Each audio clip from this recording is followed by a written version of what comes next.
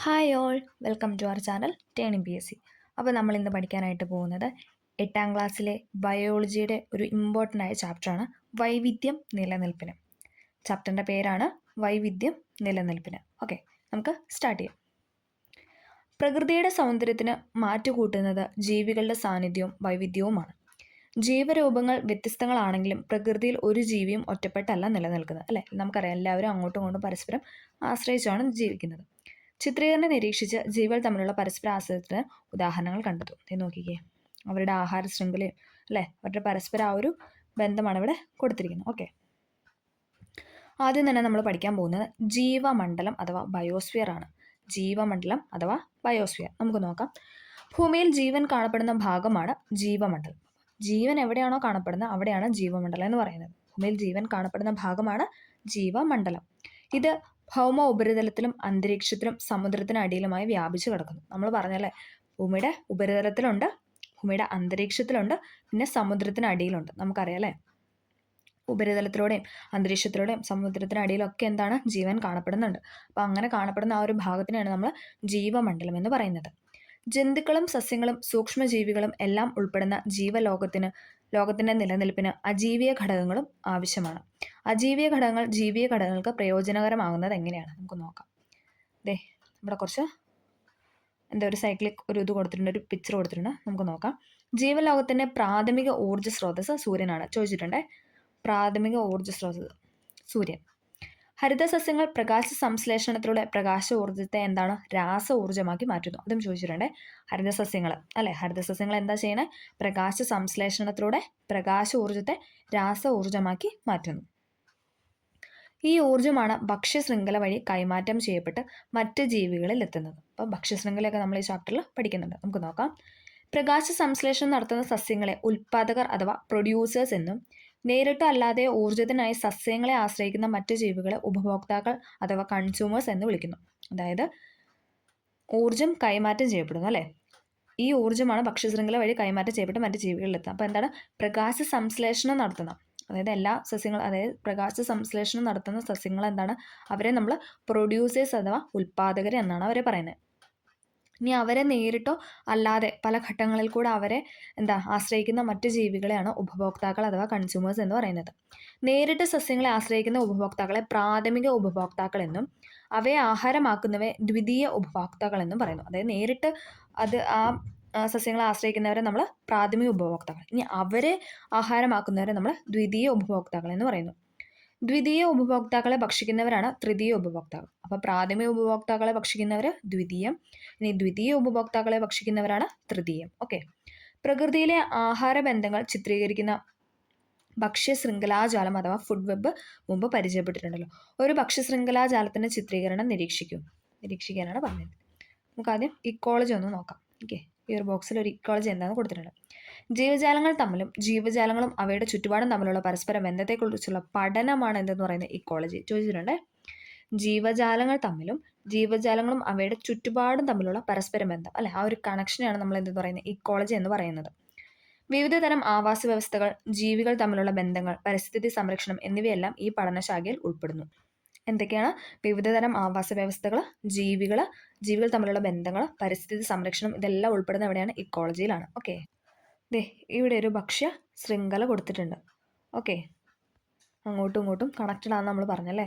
അങ്ങനെ പരസ്പരം ആശ്രയിക്കുന്നവരും ആഹാരം ആക്കുന്നവരൊക്കെയാണ് ഈ ചിത്രത്തിൽ അങ്ങോട്ടും ഇങ്ങോട്ടും കൊടുത്തിരിക്കുന്നത്. മുയൽ പുല്ല് തിന്നുന്നു, കടുവ മുയലിനെ കഴിക്കുന്നു. അതോടൊപ്പം അണ്ണാൻ മരങ്ങളിലെ ഫ്രൂട്ട്സ് ഒക്കെ കഴിക്കുന്നു. അണ്ണാനെ പാമ്പ് കഴിക്കുന്നു. ഇനി പരുന്ത് പാമ്പിനെ കൊത്തി, അങ്ങനെ അങ്ങോട്ടും ഇങ്ങോട്ടുള്ള ആ ഒരു കണക്ഷനാണ് ഇവിടെ കൊടുത്തിരിക്കുന്നത്. ഓക്കെ, സൂചകങ്ങൾ നമുക്ക് നോക്കാം. ഭക്ഷ്യശൃംഖലാജാലവും എങ്ങനെ വ്യത്യാസപ്പെട്ടിരിക്കുന്നു. ഒരു ജീവി തന്നെ ഒന്നിലേറെ ഭക്ഷ്യശൃംഖലയിൽ ഉൾപ്പെടുന്നുണ്ടോ? നമുക്ക് മനസ്സിലായി, അങ്ങോട്ടും ഇങ്ങോട്ടും അല്ലേ, ഭക്ഷണം ആവുന്നവരും ഭക്ഷിക്കപ്പെടുന്നവരും ഒക്കെ ഉണ്ട്. ഒരു ജീവി തന്നെ ഒന്നിലേറെ ജീവികൾക്ക് ആഹാരമാകാനുള്ള സാധ്യത ഭക്ഷ്യശൃംഖലാജാലത്തിന് നിലനിൽപ്പിന് ഗുണകരമാണ്. ഭക്ഷ്യശൃംഖലാജാലത്തിൽ കണ്ണിയായ ഏതെങ്കിലും ജീവിയുടെ എണ്ണത്തിലുണ്ടാകുന്ന ഏറ്റക്കുറച്ചിൽ മറ്റ് ജീവികളുടെ നിലനിൽപ്പിനെ ബാധിക്കുന്നുണ്ടോ? അങ്ങനെയൊക്കെ കുറച്ച് ക്വസ്റ്റ്യൻസ് ആണ് കൊടുത്തിരിക്കുന്നത്. നമുക്ക് പോഷണ തലങ്ങൾ അഥവാ ട്രോപ്പിക് ലെവൽ എന്താണെന്ന് നോക്കാം. ഇതും BYQ ആയിട്ട് ചോദിച്ചിട്ടുണ്ട്. ഓരോ പോഷണ തലങ്ങളും ചോദിച്ചിട്ടുണ്ട്. ഭക്ഷ്യശൃംഖലയിലെ ഒരു ജീവിയുടെ സ്ഥാനത്തെ കുറിക്കുന്ന പദമാണ് പോഷണ തലം.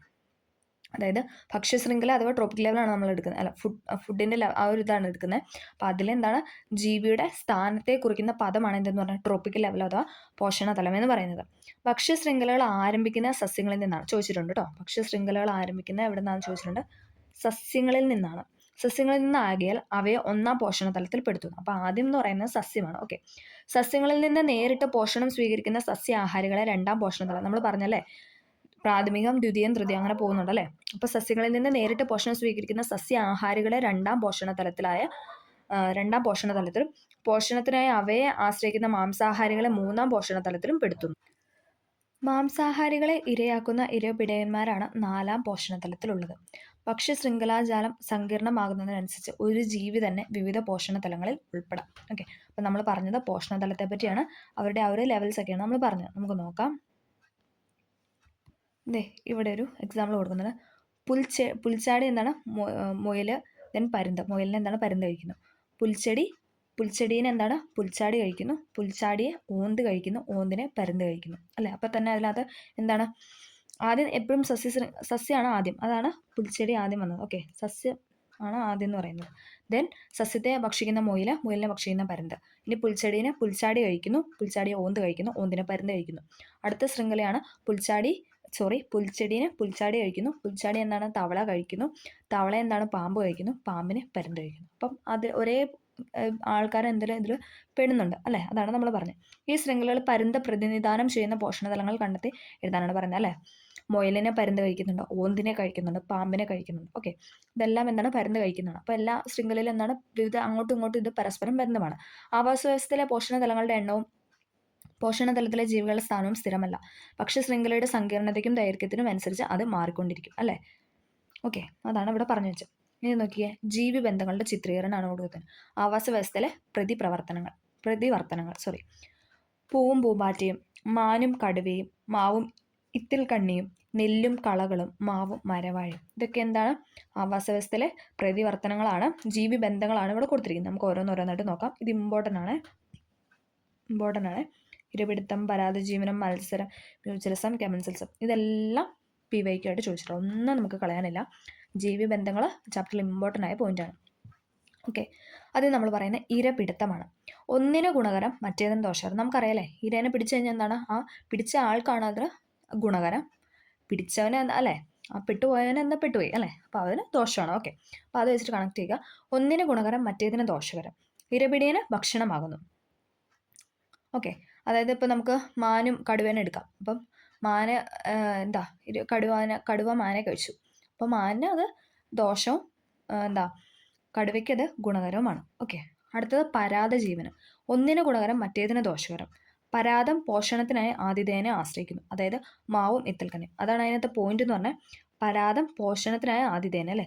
മാവിലാണ് ഇത്തിൽക്കണ്ണ് കയറിയിരിക്കുന്നത്, അല്ലാണ്ട് ഇത്തിൽക്കണ്ണിയിലല്ലല്ലോ മാവ്. അപ്പം ആ ഒരു ഇതാണ് അവർ പറഞ്ഞേക്കുന്നത്. അതായത് മാവിനെയാണ് പോഷണതലത്തിനായി ഉപയോഗിക്കുന്നത്. ആര്? ഇത്തിൽക്കണ്ണി ഉപയോഗിക്കുന്നത്. അപ്പോൾ ഇത്തിൽക്കണ്ണി കയറുന്നതോടുകൂടി എന്താണ്? ഇത്തിൽക്കണ്ണിക്ക് ഗുണമാണ്, മാവിന് ദോഷമാണ്. അതാണ് എക്സാമ്പിളായിട്ട് മാവും ഇത്തിൽക്കണ്ണിയും കൊടുത്തത്. ക്ലിയർ ആയെന്ന് പ്രതീക്ഷിക്കുന്നു. ഇരപിടുത്തം എന്ന് പറഞ്ഞാൽ ഒന്നിന് ഗുണകരം മറ്റേതിന് ദോഷകരം. ഇരപിടിയന് ഭക്ഷണമാകുന്നു. അതായത് ഇര എന്ന് പറയുന്നത് ഇരപിടിയന് ഭക്ഷണമാകുന്നു. പക്ഷെ പരാദജീവനം സെയിം കാര്യം തന്നെയാണ്, പക്ഷെ അതിൻ്റെ ആ ഒരു ഇത് വേറെയാണ്. ഒന്നിന് ഗുണകരം മറ്റേതിന് ദോഷകരം അല്ലേ. ഇരപിടുത്തവും പരാദജീവനം ഏറെക്കുറെ സെയിം ആണ്. പക്ഷേ എന്താണ്? പരാദം പോഷണത്തിനായി ആതിഥേയനെ ആശ്രയിക്കുന്നതാണ് പരാദജീവനം എന്ന് പറയുന്നത്. ഓക്കെ, അടുത്താണ് മത്സരം നമുക്കറിയാം അല്ലേ. എല്ലാവരും ആദ്യം ഒരേപോലെയാണ്, പക്ഷെ തുടക്കത്തിൽ രണ്ടിനും ദോഷമില്ല ഗുണവുമില്ല അല്ലേ. ജയിക്കുന്നവരാരാണോ അവർക്കാണ് ഗുണകരം അല്ലേ. ജയിക്കുന്നവന് ഗുണകരം. അടുത്താണ് മ്യൂച്വലിസം. രണ്ട് ജീവികൾക്കും ഗുണം അല്ലേ, രണ്ടുപേർക്കും ദോഷമില്ല. മ്യൂച്വൽ എന്ന് പറയുമ്പോൾ തന്നെ അല്ലേ നമുക്കറിയാം, മ്യൂച്വൽ രണ്ട് ആണ് നമുക്കറിയാം. അപ്പോൾ ആ രണ്ട് ജീവികൾക്കും എന്താണ്? ഗുണമാണ്, ദോഷം ഇല്ല. കെമൻസലിസം ചോദിച്ചിട്ടുണ്ട്. ഒന്നിന് ഗുണകരം മറ്റേതിന് ഗുണമോ ഇല്ല ദോഷമോ ഇല്ല. അപ്പോൾ ഇതിനെല്ലാം അതിന് അങ്ങോട്ടും ഇങ്ങോട്ടും ഒരു കണക്ഷൻ കൊടുത്ത് തന്നെ പഠിക്കണം. ഇരപിടുത്തം എന്ന് പറഞ്ഞു കഴിഞ്ഞാൽ ഇരപിടുത്തം പരാദജീവനം സെയിമാണ്. ഒന്നിന് ഗുണകരം മറ്റേതിന് ദോഷം. പക്ഷേ ഇരപിടിയന് ഭക്ഷണമാകുന്നതാണ് ഇരപിടുത്തം. ആ ഇര വെച്ചിട്ട് കണക്ട് കൊടുക്കുക. ഇനി അടുത്ത പരാദജീവനം എന്താ? പരാദം പോഷണത്തിനെ ആതിഥേയനെ ആശ്രയിക്കുന്നു അല്ലേ. നമുക്കറിയാം മാവിനെ ആശ്രയിച്ചാണ് ഇത്തിൽക്കണ്ണി ജീവിക്കുന്നത്. അതിൽ ഇത്തിൽക്കണ്ണി എന്താണ്? ഇത്തിൽക്കണ്ണിക്ക് കൂടുതൽ ഗുണകരമാണ്. ഇനി അടുത്ത മത്സരം എന്ന് പറയുമ്പോൾ നമുക്കറിയാം, അതിന് ആദ്യം രണ്ടുപേർക്കും ഇതൊന്നുമില്ല, ദോഷമില്ല ഗുണമില്ല. പക്ഷേ ജയിക്കുന്നവൻ ആരാണോ അവർക്കാണ് ഗുണകരം. ഇനി അടുത്താണ് മ്യൂച്വൽ എന്ന് പറയാൻ രണ്ടുപേരെ കണക്ട് ചെയ്യുക. രണ്ട് പേരാണെന്ന് ഓർക്കുക. രണ്ട് ജീവികൾക്ക് എന്താണ്? ഗുണമാണ്, ദോഷമില്ല. കമൻസൽസ് എന്ന് പറഞ്ഞാൽ ഒന്നിന് ഗുണകരം, മറ്റേതിന് ഗുണവുമില്ല ദോഷവുമില്ല. ഓക്കെ. മാവും മരവാഴയും എന്താ മാവിന് ഗുണമാണ്, അതായത് ഒന്നിന് ഗുണകരം മറ്റേന് ദോഷവും ഇല്ല ഗുണവും ഇല്ലാത്തതാണ് കമൻസിൽസം. ഓക്കെ. അത് കമൻസിൽസവും ഇരുവിടുത്തും അങ്ങനെ നമുക്കത് അല്ല കമൻസിൽസവും പരാതിചിഹ്നം അത് അങ്ങോട്ടും ഇങ്ങോട്ടും മാറാതെ പഠിക്കാം. ഓക്കെ. ക്ലിയർ ആയെന്ന് പ്രതീക്ഷിക്കുന്നു. നമ്മൾ പറഞ്ഞു അന്തരീക്ഷത്തിലും പിന്നെ എന്താ ഭൂമിയുടെ അടിയിലും അന്തരീക്ഷത്തിലും പിന്നെ ഭൂമിയുടെ ഉപരിതലത്തിലും സമുദ്രത്തിനടിയിലൊക്കെ ജീവജാലങ്ങളുണ്ടെന്ന് നമ്മൾ പറഞ്ഞല്ലേ. ഇവിടെ നോക്കിയേ, വനം, സമുദ്രം, പുൽമേട്, മരുഭൂമി, തണ്ണീർത്തടം, തുദ്ര, ഇവിടെയൊക്കെ എന്താണ് നമ്മുടെ ജീവിബന്ധങ്ങൾ അല്ലെങ്കിൽ പലതരത്തിലുള്ള ആവാസ വ്യവസ്ഥകളാണ് നമുക്ക് പറയാം. ഈ ആവാസ വ്യവസ്ഥകളുടെ പ്രത്യേകങ്ങളെക്കുറിച്ചും അവയിൽ ഉൾപ്പെട്ട ജീവികളെക്കുറിച്ചും വിവരങ്ങൾ ശേഖരിക്കാനാണ് പറഞ്ഞത്. നമുക്ക് ജൈവ വൈവിധ്യം എന്താണെന്ന് നോക്കാം. ബയോഡൈവേഴ്സിറ്റി അഥവാ ജൈവ വൈവിധ്യം. ഭൂമിയിൽ വസിക്കുന്ന വൈവിധ്യമാർന്ന മുഴുവൻ ജീവസമൂഹങ്ങളും അവയുടെ ആവാസ വ്യവസ്ഥകളും ചേർന്നാണ് ജൈവവൈവിധ്യം. ഇപ്പം നമ്മളും അതിലെ പെടും അല്ലേ. ഭൂമിയിൽ വസിക്കുന്ന വൈവിധ്യമാർന്ന മുഴുവൻ ജീവസമൂഹങ്ങളും അവയുടെ ആവാസ വ്യവസ്ഥകളും ചേരുന്നതാണ് എന്തെന്ന് പറഞ്ഞാൽ ജൈവ വൈവിധ്യം എന്ന് പറയുന്നത്.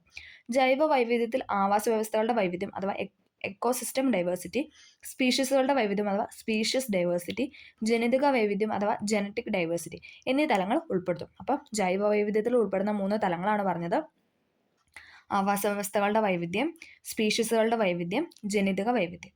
ജീവമണ്ഡലത്തിലെ ജൈവസമ്പന്നത സൂചിപ്പിക്കുന്ന ഈ പദം ആദ്യമായി ഉപയോഗിച്ച 1985 വാൾട്ടർ ജി റോസൻ എന്ന ബ്രിട്ടീഷ് ശാസ്ത്രജ്ഞനാണ്. ജൈവ സമ്പന്നത സൂചിപ്പിക്കുന്ന ജൈവ വൈവിധ്യം ഇത് ചോദിച്ചിട്ടുണ്ട്. ജൈവ വൈവിധ്യം എന്ന പദം ആദ്യമായി ഉപയോഗിച്ച ബ്രിട്ടീഷ് പ്രകൃതി ശാസ്ത്രജ്ഞനാണ് ആരെന്ന് പറഞ്ഞാൽ വാൾട്ടർ ജി റോസൻ. ഓക്കെ. ഇനി നമ്മൾ പറയാനായിട്ട് പോകുന്ന ജൈവ വൈവിധ്യത്തിന് പ്രാധാന്യം അല്ലേ.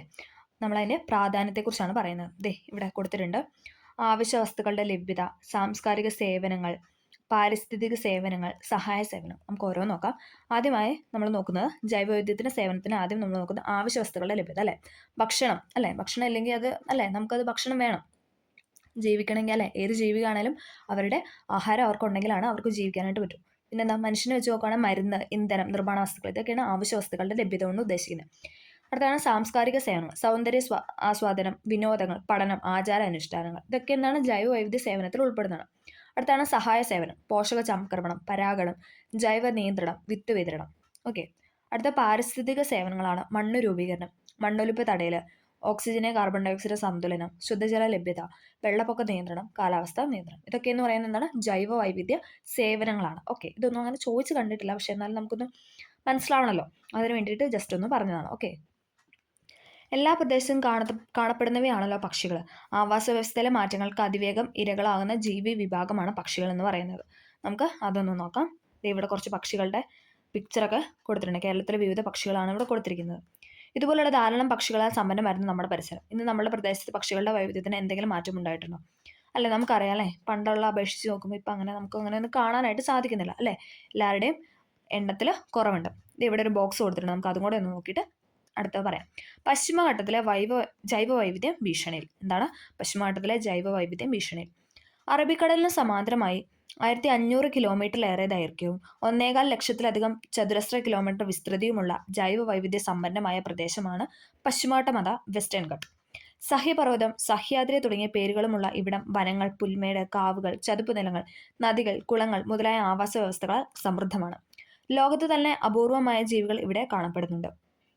മനുഷ്യന്റെ വിവേകപൂർവ്വമല്ലാത്ത ഇടപെടലുകൾ ഈ ഭൂഭാഗത്തെ ക്ഷയിപ്പിച്ചുകൊണ്ടിരിക്കുകയാണ്. കൃഷി, നദികളുടെ ഒഴുക്കിനെ തടസ്സപ്പെടുത്തി നിർമ്മിച്ച അണകൾ, ഖനനം, വനസമ്പത്തിന്റെ ചൂഷണം, ടൂറിസം, വേട്ട തുടങ്ങിയവ പശ്ചിമഘട്ടത്തിലെ ജൈവ വൈവിധ്യ ശോഷണത്തിന് ആക്കം കൂട്ടിയിട്ടുണ്ട്. അപ്പം നമ്മൾ എന്താണ് പശ്ചിമഘട്ടത്തിലെ ജൈവ വൈവിധ്യം ഭീഷണിയിലാണല്ലേ. അപ്പോൾ ഒന്നും അങ്ങനെ കാണാനായിട്ട് സാധിക്കുന്നില്ല. നമ്മുടെ മനുഷ്യരുടെ പ്രവർത്തനങ്ങളൊക്കെ മൂലം എന്താണ് എല്ലാം നശിച്ചുകൊണ്ടിരിക്കുകയാണെന്നാണ് അവിടെ പറഞ്ഞു വെച്ചത്. ഓക്കെ. നമുക്ക് ആ ബോക്സ് ഒന്ന് വായിക്കണമായിരുന്നു. ഓക്കെ. നമുക്കിനി അടുത്ത് നോക്കാം. ഒരു പക്ഷിയും പാടുന്നില്ല. അടുത്തൊരു ബോക്സാണ്. ഇമ്പോർട്ടൻ്റ് ആയ കാര്യങ്ങൾ മാത്രമാണ് നമ്മൾ പറയുന്നുള്ളൂ കേട്ടോ. ഓക്കെ. DDT പോലുള്ള കീടനാശിനികൾ സൃഷ്ടിക്കുന്ന പാരിസ്ഥിതിക ആരോഗ്യ പ്രശ്നങ്ങൾ പ്രതിപാദിച്ച് റേച്ചൽ കേഴ്സൺ എന്ന അമേരിക്കൻ ഗവേഷക 1962 പ്രസിദ്ധീകരിച്ച നിശബ്ദ വസന്തം അഥവാ സൈലന്റ് സ്പ്രിംഗ് എന്ന പുസ്തകം ലോകശ്രദ്ധ നേടുകയുണ്ടായി. ഇത് ഈ ഒരു സെൻറ്റൻസ് ഫുള്ളായിട്ട് ചോദിച്ചിട്ടുണ്ട്. കീടനാശിനിയുടെ പേര് ചോദിച്ചിട്ടുണ്ട്. ആരോഗ്യ പ്രശ്നങ്ങൾ പ്രതിപാദിച്ച അതായത് അമേരിക്കൻ ഗവേഷക റേച്ചൽ കേഴ്സന്റെ പേര് ചോദിച്ചിട്ടുണ്ട്. അവരുടെ പുസ്തകത്തിന് പ്രസിദ്ധീകരണത്തിന് പേരായ നിശബ്ദ വസന്തം ചോദിച്ചിട്ടുണ്ട്. എപ്പോഴും തന്നെ ചോദിക്കുന്ന ഒരു ക്വസ്റ്റ്യൻ ആണ്. ഓക്കെ. അപ്പോൾ അത് പഠിക്കുക. നിശബ്ദ വസന്തം എന്ന കൃതി അഥവാ പ്രസിദ്ധീകരണം ആരുടെയാണെന്ന് ചോദിച്ചു കഴിഞ്ഞാൽ റേച്ചൽ കേഴ്സൺ. DDT പോലുള്ള കീടനാശിനികളെ കുറിച്ച് പറഞ്ഞ വ്യക്തിയാണ് അദ്ദേഹം. ഓക്കെ. ഇൻസെക്ട് ബോംബ് എന്ന ഓമനപ്പേരിൽ പെട്രോളിയം ഉൽപ്പന്നങ്ങളുമായി കലർത്തി DDT കൃഷിയിടങ്ങളിൽ വ്യാപകമായി സ്പ്രേ ചെയ്തതിലൂടെ ചെറു ജന്തുക്കളോടൊപ്പം പക്ഷികളും കൂട്ടത്തോടെ ചത്തൊടുങ്ങുന്ന കാര്യം കേഴ്സൺ നിശബ്ദ വസന്തത്തിൽ ചൂണ്ടിക്കാട്ടി. മിക്ക കീടനാശിനികളും ക്യാൻസറിന് വഴിവെക്കുമെന്ന് പഠന റിപ്പോർട്ടുകൾക്ക് പിൻബലത്തിൽ അവർ സമർത്ഥിച്ചു. 1972 അമേരിക്കയിലെ DDT നിരോധിക്കാൻ കാരണമായത് ഈ നിശബ്ദ വസന്തം അഥവാ സൈലന്റ് സ്പ്രിംഗ് എന്ന പുസ്തകമാണ്. മാരക കീടനാശിനികൾ വ്യാപകമായി ഉപയോഗിക്കപ്പെടുന്ന ഈ കാലഘട്ടത്തിൽ ഈ പുസ്തകം മുന്നോട്ട് വയ്ക്കുന്ന ആശയങ്ങൾ ഏറെ പ്രസക്തമാണ്. അപ്പം ആ പുസ്തകത്തിൽ പറഞ്ഞ കാര്യങ്ങളൊക്കെയാണ് പറഞ്ഞത്. എന്താണ് DDT എന്താണ് ഇൻസെക്ട് ബോംബ് എന്ന ഓമനപ്പേരിലെ പെട്രോളിയം ഉൽപ്പന്നങ്ങളുമായിട്ട് കലർത്തി എന്താണ് DDT കൃഷിയിടങ്ങളിലൊക്കെ സ്പ്രേ ചെയ്യുന്നു. എന്താണ് കീടങ്ങളൊക്കെ നശിപ്പിക്കാൻ വേണ്ടിയിട്ടായിരുന്നു. പക്ഷെ അതോടൊപ്പം എന്താണ് ചെറു ജന്തുക്കളോടൊപ്പം പക്ഷികളും കൂട്ടത്തോടെ ചത്തൊടുങ്ങാനായിട്ട് തുടങ്ങി. അപ്പോൾ അതിനെപ്പറ്റി പരാമർശിച്ച ഒരു പ്രസിദ്ധീകരണമായിരുന്നു റേച്ചൽ കേഴ്സന്റെ സൈലന്റ് സ്പ്രിംഗ് എന്ന പ്രസിദ്ധീകരണം. അപ്പോൾ അത് മുന്നോട്ട് വെച്ചിട്ട് എന്താണ് അമേരിക്കയിൽ ഈ DDTയുടെ ഉപയോഗം പിൻവലിക്കുകയാണ് ചെയ്തത്. ഓക്കെ, അപ്പം അതിന് പിന്നിൽ പ്രവർത്തിച്ച ഗവേഷകയായിരുന്നു ആരെന്ന് പറഞ്ഞ റേച്ചൽ കേഴ്സൺ എന്ന് പറയുന്നത്. ഓക്കെ, ഇപ്പം നിലവിലില്ലാത്ത കുറച്ച് നോക്കിക്കേ, നമുക്ക് വായിക്കാം. വംശനാശം സംഭവിച്ച ചില ജീവികളുടെ ചിത്രങ്ങളാണ് ഇവിടെ കൊടുത്തിരിക്കുന്നത്. ഡോഡോ പക്ഷി, സഞ്ചാരി പ്രാവ്, ക്വാഗ്വ, അല്ലേ, ഒരു തരം സീബ്ര പോലെ ഇരിക്കുന്ന ഒരു ഇതാണ്. ഓക്കെ, അപ്പം ഇവരൊന്നും ഇപ്പം ഇല്ല, വംശനാശന ഭീഷണി നേരിട്ടുകൊണ്ടിരിക്കുകയാണ്. ഓക്കെ, മൗറീഷ്യസ് ദ്വീപിൽ സാധാരണമായിരുന്ന ഡോഡോ എന്ന പറക്കാൻ കഴിവില്ലാത്ത ഇനം പക്ഷി, ലക്ഷക്കണക്കിന് എണ്ണം ഉൾക്കൊള്ളുന്ന കൂട്ടങ്ങളായ അമേരിക്കയിലെ ആകാശങ്ങളിൽ പറന്നിരുന്ന സഞ്ചാരി പ്രാവ്, ആഫ്രിക്കയുടെ തെക്കൻ ഭാഗങ്ങളിൽ ഉണ്ടായിരുന്ന കാട്ടു സീബ്ര ഇനമായ ക്വാഗകൾ എന്നിവയെല്ലാം ഭൂമിയിൽ നിന്ന് വിടാൻ വാങ്ങിയവർ ചെല്ലണം. അപ്പം അതിൻ്റെ ഒരു എക്സാമ്പിളാണ് ഇവിടെ കൊടുത്തത്. ഡോഡോ പക്ഷി, സഞ്ചാരി പ്രാവ്, ക്വാഗ്വ ഇതുവരെയൊക്കെ എന്താണ് വംശനാശ ഭീഷണി സംഭവിച്ച് ഭൂമിയിൽ നിന്ന് പോയവരാണ്. ഓക്കെ, വംശനാശ ഭീഷണി നേരിടുന്ന നിരവധി ജീവജാലങ്ങളുമുണ്ട്. അവരുടെ ചിത്രമാണ് ഇവിടെ കൊടുത്തിരിക്കുന്നത്. അശോകമരം, മരമഞ്ഞള്, മലബാർ വേരുക്, വരയാട്, സിംഹവാലൻ കുരങ്ങ്, മലമുഴക്കി വേഴമ്പൽ ഇതൊക്കെ എന്താണ് വംശനാശ ഭീഷണി നേരിടുന്നവരാണ്. ഓക്കെ, അപ്പോൾ നമുക്ക് ഇനി അടുത്തൊരു ഇമ്പോർട്ടൻ്റ് ഒരു ബോക്സാണ് റെഡ് ഡാറ്റ ബുക്ക്. നമുക്കറിയാലോ, എപ്പോഴും ചോദിക്കാറുണ്ട് റെഡ് ഡാറ്റ ബുക്കിനെ പറ്റി. നമുക്കൊന്ന് നോക്കാം. വിവിധ രാജ്യങ്ങളിലായി പ്രവർത്തിച്ചു വരുന്ന പരിസ്ഥിതി സംരക്ഷണ സംഘടനയാണ് IUCN, international union for conservation of nature. Full form ചോദിച്ചിട്ടുണ്ട്. International union for conservation centre, international union for conservation of nature എന്നാണ് IUCNൻ്റെ ഫുൾ ഫോം. വംശനാശ ഭീഷണി നേരിടുന്ന സസ്യങ്ങളുടെയും ജന്തുജാലങ്ങളുടെയും വിവരങ്ങൾ IUCNൻ്റെ ആഭിമുഖ്യത്തിൽ ഓരോ വർഷവും പട്ടികപ്പെടുത്താറുണ്ട്. ഇതാണ് റെഡ് ഡാറ്റ ബുക്ക്. അപ്പം IUCNൻ്റെ ആഭിമുഖ്യത്തിൽ ഓരോ വർഷവും ജന്തുക്കളുടെയും സസ്യങ്ങളുടെയൊക്കെ നാശ ഭീഷണി നേരിടുന്ന ജന്തുക്കളുടെയും സസ്യങ്ങളുടെയൊക്കെ വിവരങ്ങൾ രേഖപ്പെടുത്താറുണ്ട്. ആ ബുക്കിനെ നമ്മൾ പറയുന്നതാണ് റെഡ് ഡാറ്റ ബുക്ക്. ചില രാജ്യങ്ങൾ സ്വന്തം നിലയിൽ തന്നെ റെഡ് ഡാറ്റ ബുക്ക് തയ്യാറാക്കുന്നുണ്ട്. ജൈവ വൈവിധ്യ ശോഷണം എത്രത്തോളം ഉണ്ടെന്ന് മനസ്സിലാക്കി സംരക്ഷണ പ്രവർത്തനങ്ങൾ ആസൂത്രണം ചെയ്ത് നടപ്പാക്കുന്ന റെഡ് ഡാറ്റ ബുക്കിലെ വിവരങ്ങൾ സഹായിക്കും. അല്ലേ, ആരൊക്കെയാണ് ഇത് നേരിട്ടുകൊണ്ടിരിക്കുന്നതെന്ന് അറിയാൻ വേണ്ടിയിട്ടാണ് ഈ ബുക്ക് തയ്യാറാക്കുന്നത്.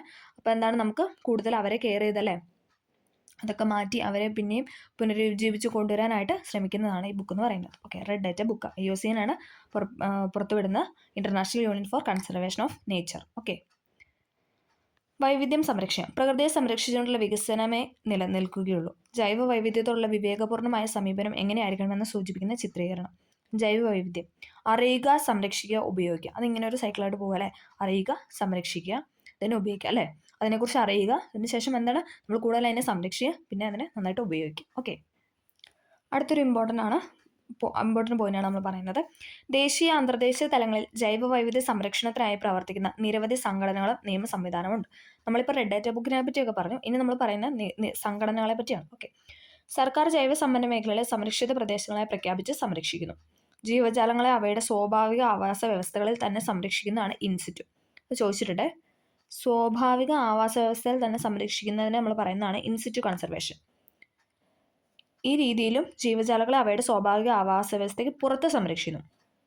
അപ്പോൾ സ്വാഭാവിക ആവാസ വ്യവസ്ഥയ്ക്ക് പുറത്ത് സംരക്ഷിക്കുന്നതാണ് നമ്മൾ എക്സിറ്റു കൺസർവേഷൻ എന്ന് പറയുന്നത്. ഇനി അകത്ത് അല്ലേ, ഇൻസിറ്റു എന്ന് പറഞ്ഞാൽ അകത്തല്ലേ, അകത്ത് സംരക്ഷിക്കുന്നതാണ് നമ്മൾ ഇൻസിറ്റു കൺസർവേഷൻ എന്ന് പറയുന്നത്. നമുക്ക് നോക്കാം. ഇൻസിറ്റു കൺസർവേഷൻ എക്സാമ്പിൾ: വന്യജീവി സങ്കേതങ്ങൾ, നാഷണൽ പാർക്കുകൾ, കമ്മ്യൂണിറ്റി റിസർവുകൾ, ബയോസ്ഫിയർ റിസർവ്, കാവുകൾ, ഇതൊക്കെയാണ് എന്തെന്ന് പറയുന്നത് ഇൻസിറ്റു കൺസർവേഷന് എക്സാമ്പിൾ എന്ന് പറയുന്നത്. നമുക്ക് നോക്കാം. വന്യജീവി സങ്കേതം നമ്മൾ കേട്ടിട്ടുണ്ടല്ലേ. ആവാസ വ്യവസ്ഥകളെ പരിരക്ഷിച്ചുകൊണ്ട് വന്യജീവികളുടെ വംശനാശം തടയാനായി പ്രഖ്യാപിക്കപ്പെട്ടിട്ടുള്ള വനമേഖലകളാണ് വന്യജീവി സങ്കേതം അഥവാ wild life sanctuary. Peppara, Periyar, Wayanad തുടങ്ങിയ കേരളത്തിലെ വന്യജീവി സങ്കേതങ്ങൾക്ക് ഉദാഹരണമാണ്. നമുക്കറിയാലോ, പേപ്പാറ വന്യജീവി സങ്കേതം, പെരിയാർ വന്യജീവി സങ്കേതം, വയനാട് വന്യജീവി സങ്കേതം. ഇതൊക്കെ എന്താണ് ആവാസ വ്യവസ്ഥകളെ പരിരക്ഷിച്ചുകൊണ്ട് വന്യജീവികളുടെ വംശനാശം തടയാനായിട്ട് പ്രഖ്യാപിക്കപ്പെട്ടിട്ടുള്ള വനമേഖലയാണ്. ഓക്കെ, അടുത്താണ് നാഷണൽ പാർക്ക്. അപ്പോൾ ഇതൊക്കെ എന്ന് പറഞ്ഞാൽ ഇൻസിറ്റു ആണ്, ഇൻസിറ്റു കൺസർവേഷൻ ആണ്. അടുത്താണ് നാഷണൽ പാർക്ക്. വന്യജീവി സംരക്ഷണത്തോടൊപ്പം ഒരു മേഖലയിലെ ചരിത്ര സ്മാരകങ്ങൾ, പ്രകൃതി വിഭവങ്ങൾ, ഭൗമ സവിശേഷതകൾ എന്നിവ കൂടി സംരക്ഷിക്കുന്നതിനായി രൂപീകരിക്കപ്പെട്ടവയാണ് നാഷണൽ പാർക്ക്. ചോദിച്ചിട്ടുണ്ട്. വന്യജീവി സംരക്ഷണത്തോടൊപ്പം എന്താണ് അവിടുത്തെ ചരിത്ര സ്മാരകം, പിന്നെ പ്രകൃതി വിഭവങ്ങൾ, ഭൂമിയുടെ സവിശേഷത അല്ലെ ഭൗമ സവിശേഷതകൾ, ഇതും കൂടെ സംരക്ഷിക്കാൻ വേണ്ടിയിട്ടാണ് നാഷണൽ പാർക്ക് ഉള്ളത്. വന്യജീവി സങ്കേതം എന്തായിരുന്നു? അവിടുത്തെ ആവാസ വ്യവസ്ഥയെ പരിരക്ഷിച്ചുകൊണ്ട് വന്യജീവികളുടെ വംശനാശം തടയുന്നു. അതാണ് വന്യജീവി സങ്കേതം. നാഷണൽ പാർക്ക് എന്ന് പറഞ്ഞാൽ വന്യജീവി സംരക്ഷണത്തോടൊപ്പം എന്താണ് ചരിത്ര സ്മാരകങ്ങൾ, പ്രകൃതി വിഭവങ്ങൾ, ഭൗമ സവിശേഷതകൾ അതും കൂടെ സംരക്ഷിക്കുന്നു. ഓക്കെ. ഇരവികുളം, സൈലന്റ് വാലി, ആനമുടിച്ചോല, മതികെട്ടാഞ്ചോല, പാമ്പാടുംചോല എന്നിവയാണ് കേരളത്തിലെ നിലവിലുള്ള നാഷണൽ പാർക്ക്. അപ്പോൾ നാഷണൽ പാർക്കിന് എക്സാമ്പിളാണ് പറഞ്ഞിരിക്കുന്നത് ഇരവികുളം നാഷണൽ പാർക്ക് അല്ലേ. ആ പേരിലൂടെ നമ്മൾ അങ്ങനെ പറയാറ് അല്ലേ. Eravikulam national park, Silent Valley national park, Anamudichola national park, Mathikettanchola, Pambadumchola എന്നിവയാണ് എക്സാമ്പിൾ എന്ന് പറയുന്നത്. ഓക്കെ. പഠിക്കാനുള്ള വന്യജീവി സംരക്ഷണത്തോടൊപ്പം ചരിത്ര സ്മാരകങ്ങൾ അല്ലെങ്കിൽ പ്രകൃതി വിഭവം കൂടി നമ്മൾ സംരക്ഷിക്കുന്നു. അതാണ് നാഷണൽ പാർക്ക്. അടുത്താണ് കമ്മ്യൂണിറ്റി റിസർവ്. പൊതുജന പങ്കാളിത്തത്തോടെ സംരക്ഷിക്കപ്പെടുന്ന പ്രദേശങ്ങളാണ് കമ്മ്യൂണിറ്റി റിസർവ്. ഇപ്പോൾ കമ്മ്യൂണിറ്റി അല്ല, ഒരു കമ്മ്യൂണിറ്റി നമ്മൾ ആൾക്കാരെ എടുക്കുക. അപ്പം ആളുകളെ എടുക്കും. ഒരു കമ്മ്യൂണിറ്റി എന്നൊക്കെ പറയാൻ നമ്മൾ ആളുകളെ അല്ലേ ഒരു കണക്ഷൻ ഉണ്ട്. അപ്പോൾ ജസ്റ്റ് ഒന്ന് ഓർക്കാൻ വേണ്ടിയിട്ട് പറഞ്ഞാണ്. ഓക്കെ. പൊതുജന പങ്കാളിത്തത്തോടു കൂടി എന്താണ് സംരക്ഷിക്കപ്പെടുന്ന പ്രദേശങ്ങളാണ് കമ്മ്യൂണിറ്റി റിസർവ്. ജനവാസ കേന്ദ്രങ്ങൾക്കിടയിലെ പാരിസ്ഥിതിക പ്രാധാന്യമേറിയ പ്രദേശങ്ങളാണിവ. മലപ്പുറം, കോഴിക്കോട് ജില്ലകളിലായി സ്ഥിതി ചെയ്യുന്ന കടലുണ്ടി കമ്മ്യൂണിറ്റി റിസർവ് ഉദാഹരണമാണ്. ഇപ്പോൾ എക്സാമ്പിളാണ് കടലുണ്ടി കമ്മ്യൂണിറ്റി റിസർവ്. പൊതുജന പങ്കാളിത്തോടു കൂടി സംരക്ഷിക്കപ്പെടുന്ന പ്രദേശം. ഓക്കെ. അടുത്താണ് ബയോസ്ഫിയർ റിസർവ്. ലോകത്തിലെ പ്രധാനപ്പെട്ട ആവാസ വ്യവസ്ഥകളെയും ജൈവ വൈവിധ്യതയും ജനിതക സ്രോതസ്സുകളെയും സംരക്ഷിക്കുന്ന ഉദ്ദേശത്തോടെ സ്ഥാപിക്കപ്പെട്ട വിശാലമായ ഭൂപ്രദേശമാണ് ബയോസ്ഫിയർ റിസർവ്. നീലഗിരി, അഗസ്ത്യമല എന്നീ ബയോസ്ഫിയർ റിസർവുകൾ കേരളത്തിലെ പ്രദേശത്ത് കൂടി ഉൾപ്പെട്ടിരിക്കുന്നു. അപ്പം നീലഗിരി ബയോസ്ഫിയർ, അഗസ്ത്യമല ബയോസ്ഫിയർ എന്നൊക്കെ പറയുന്നത് എന്താണ്? നമ്മൾ ലോകത്തിലെ തന്നെ പ്രധാനപ്പെട്ട ആവാസ വ്യവസ്ഥകളെയും ജൈവ വൈവിധ്യത്തെയും ജനിതക സ്രോതസ്സുകളെയും സംരക്ഷിക്കുക എന്ന ഉദ്ദേശത്തോടെ നിലവിൽ വന്നതാണ്. ഓക്കെ. അപ്പോൾ നമ്മൾ പറഞ്ഞ എന്തൊക്കെയായിരുന്നു? നാഷണൽ പാർക്ക് പറഞ്ഞു, വന്യജീവി സങ്കേതങ്ങൾ പറഞ്ഞു, കമ്മ്യൂണിറ്റി റിസർവ്, ബയോസ്ഫിയർ റിസർവ്. ഇതൊക്കെ എന്താണ്? ഇൻസിറ്റു കൺസർവേഷൻ എക്സാമ്പിളാണ്. അടുത്താണ് നമ്മൾ പറയുന്ന കാവുകൾ.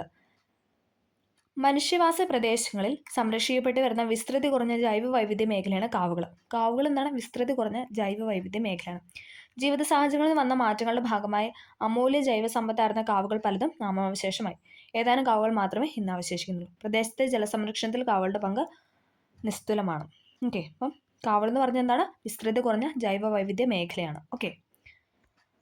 അടുത്തത് നമ്മൾ പറയുന്നതാണ് ഇക്കോളജിക്കൽ ഹോട്ട്സ്പോട്ട്. തദ്ദേശീയമായി ധാരാളം സ്പീഷീസുകൾ ഉൾക്കൊള്ളുന്നതും ആവാസനാശ ഭീഷണി നേരിടുന്നതുമായ ജൈവ വൈവിധ്യ മേഖലകളാണ് എന്തെന്ന് പറയുന്നത്? എക്കോളജിക്കൽ ഹോട്ട്സ്പോട്ട് എന്ന് പറയുന്നത്. അതീവ പരിസ്ഥിതി പ്രാധാന്യമുള്ള ജൈവ സമ്പന്ന മേഖലയാണ് ഓരോ ഹോട്ട്സ്പോട്ടും. ലോകത്ത് ആകമാനമുള്ള 34 ഹോട്ട്സ്പോട്ടുകൾ 3 ഇന്ത്യയിലാണ്. പശ്ചിമഘട്ടം, വടക്കുകിഴക്കൻ ഹിമാലയം, ഇൻഡോ ബർമ മേഖല. ചോദിച്ചിട്ടുണ്ട്. ഇന്ത്യയിലെ ഹോട്ട്സ്പോട്ട് ചോദിച്ചിട്ടുണ്ട്. പശ്ചിമഘട്ടം, വടക്കുകിഴക്കൻ ഹിമാലയം, ഇൻഡോ ബർമ മേഖല എന്ന് പറഞ്ഞാൽ ലോകത്തുള്ളതിൽ 3 ആകെ 34 ഹോട്ട്സ്പോട്ട് ഉള്ളത്. അതിൽ 3 എന്താണ്? ഇന്ത്യയിലാണ് സ്ഥിതി ചെയ്യുന്നത്. ഓക്കെ. അപ്പം നമ്മൾ പറഞ്ഞ് ഇൻസിറ്റു കൺസർവേഷൻ ആയിരുന്നു, വന്യജീവി സങ്കേതം പറഞ്ഞു, national park, community reserve, biosphere reserve. ഇത്രയും നമ്മൾ പറഞ്ഞു. അതിനുശേഷം നമ്മൾ കാവുകൾ എന്താണെന്ന് പറഞ്ഞു അല്ലേ. വിസ്തൃതി കുറഞ്ഞ ജൈവവൈവിധ്യ മേഖലയാണ് കാവുകൾ എന്ന് പറഞ്ഞു. പിന്നെ ഇക്കോളജിക്കൽ ഹോട്ട്സ്പോട്ട് പറഞ്ഞു. തദ്ദേശീയമായ ധാരാളം സ്പീഷീസ് അല്ലേ, സ്പീഷീസ് ഉൾക്കൊള്ളുന്നതുമായ ആവാസ നാശഭീഷണി നേരിടുന്നതുമായ ജൈവ വൈവിധ്യ മേഖലയാണ് എന്ന് പറഞ്ഞാൽ ഇക്കോളജി ഹോട്ട്സ്പോട്ട് എന്ന് പറയുന്നത്. ഓക്കെ. ക്ലിയർ ആയെന്ന് പ്രതീക്ഷിക്കുന്നു. ഒന്നും കൂടെ ഒന്ന് കേൾക്കുക. പിന്നെ ആ എക്സാമ്പിൾ നമുക്ക് അറിയാവുന്ന പോയിന്റ്സ് ഒക്കെ തന്നെയാണ് അല്ലേ. ഇത് നമ്മൾ പറയുന്നതാണ് എക്സിറ്റു കൺസർവേഷൻ. ഇത് 3 ഉള്ളൂ. അപ്പം നമുക്ക് ഇത് പഠിക്കുന്നതിനും കുറച്ചുകൂടെ ബാക്കിയെല്ലാം എന്താണ്? ഇൻസിറ്റു എന്ന് ഓർത്തിരിക്കുക. സുവോളജിക്കൽ ഗാർഡന്, ബൊട്ടാണിക്കൽ ഗാർഡന്, ജീൻ ബാങ്കുകൾ. ഇത് 3 ഏതെന്ന് പറയുന്നത്? എക്സിറ്റു കൺസർവേഷൻ എക്സാമ്പിൾ എന്ന് പറയുന്നത്. അപ്പം ഇത് 3 ഓർത്തിരുന്നാൽ ബാക്കിയെല്ലാം എന്താണ്? ഇൻസിറ്റു ആണ്. നമുക്ക് കണക്ട് ചെയ്യാം. ഓക്കെ. ഒന്നെങ്കിൽ ഇൻസിറ്റു പഠിക്കുക, അല്ലെങ്കിൽ എക്സിറ്റു പഠിക്കുക. എക്സിറ്റ് ആണ് 3 ഉള്ളതാണ്. അത് കുറച്ചും കൂടെ എളുപ്പമാണെന്ന് പറഞ്ഞത്. നമുക്ക് നോക്കാം. സുവോളജിക്കൽ ഗാർഡനുകൾ വ്യത്യസ്ത ഇനങ്ങളിൽപ്പെട്ട ജന്തുക്കളെ പ്രത്യേകമായി പാർപ്പിച്ച അല്ലെ. നമുക്കറിയാം സൂ എന്നൊക്കെ പറഞ്ഞു കഴിഞ്ഞാൽ പ്രത്യേകമായിട്ട് അവരെ ഒരു സ്ഥലത്ത് കൊണ്ട് പാർപ്പിച്ചേക്കുവാണ്. അപ്പം നമുക്ക് അങ്ങനെ അതെന്ന് പറഞ്ഞാൽ എന്താണ്? എക്സിറ്റു ആണ്. നമുക്ക് അല്ലേ പുറത്ത് അവരെ പ്രത്യേകം കൊണ്ട് നിർത്തിയേക്കുക. അപ്പം അങ്ങനെ നമുക്ക് അത് എക്സിറ്റു ആണെന്ന് കണക്ട് ചെയ്യാം. വ്യത്യസ്ത ഇനങ്ങളിൽപ്പെട്ട ജന്തുക്കളെ പ്രത്യേകമായി പാർപ്പിച്ച് പരിപാലിക്കുകയും വംശവർദ്ധനവിന് വേണ്ട സാഹചര്യങ്ങൾ ഒരുക്കുകയും ചെയ്യുന്ന സംരക്ഷണ കേന്ദ്രങ്ങളാണ് സുവോളജിക്കൽ ഗാർഡനുകൾ. വനമേഖലയിൽ വംശനാശം സംഭവിച്ച ജീവികളുടെ സംരക്ഷണ കേന്ദ്രം കൂടിയാണ് സുവോളജിക്കൽ ഗാർഡൻ. കേരളത്തിൽ തിരുവനന്തപുരം, തൃശ്ശൂർ എന്നിവിടങ്ങളിൽ സുവോളജിക്കൽ ഗാർഡനുകളുണ്ട്. ഓക്കെ. അപ്പം നമ്മൾ എക്സിറ്റു കൺസർവേഷൻ ആണ് പറഞ്ഞത്. ആദ്യത്തെ പോയിന്റ് ആയിരുന്നു സുവോളജിക്കൽ ഗാർഡൻ. അടുത്തതാണ് ബൊട്ടാണിക്കൽ ഗാർഡൻ. വൈവിധ്യമാർന്ന സ്പീഷീസുകളിൽപ്പെട്ട അപൂർവം പ്രധാനപ്പെട്ടതുമായ സസ്യങ്ങളെ സംരക്ഷിക്കുന്ന വിശാലമായ ഗവേഷണ കേന്ദ്രങ്ങളാണ് ബൊട്ടാണിക്കൽ ഗാർഡൻ. അപ്പോൾ ബൊട്ടാണിക്കൽ ഗാർഡൻ എന്ന് പറഞ്ഞാൽ സസ്യങ്ങളുടെ സ്പീഷീസിനെയാണ് നമ്മൾ അതിനകത്ത് കൂടുതലും സംരക്ഷിക്കപ്പെടുന്നത്.